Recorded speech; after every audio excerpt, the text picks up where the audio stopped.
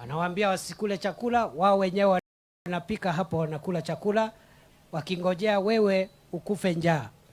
Wanasema wanajua ile siku Yesu atarudi, na yeye mwenyewe Yesu alisema hakuna ajuaye siku wala saa.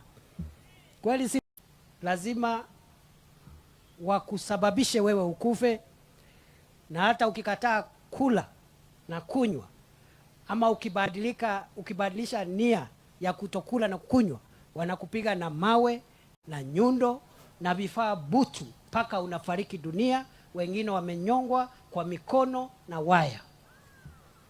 Hao ni Wakristo?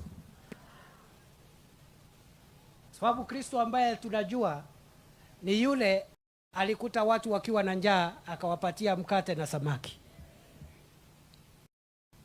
Ule Kristo sisi tunajua ni yule alikuta mtu anaitwa Lazaro wa Bethania amekufa akamfufua. Huyu mwingine simjui.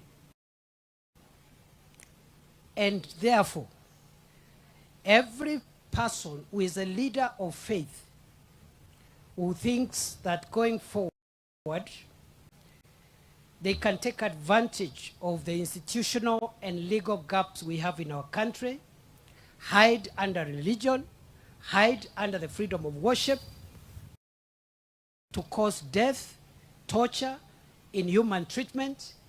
Every person is warned that their days are numbered, and we are going to expose you and make sure we isolate you and give you the most severe punishment that is ever possible in our law books. Ule bwana Mackenzie ataishi jela milele na milele.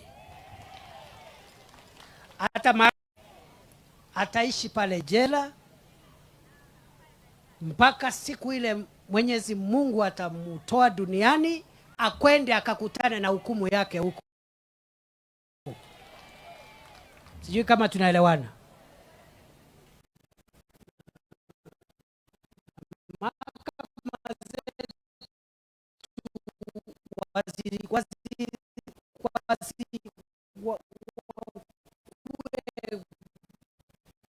They must work with every part of society, because the judicial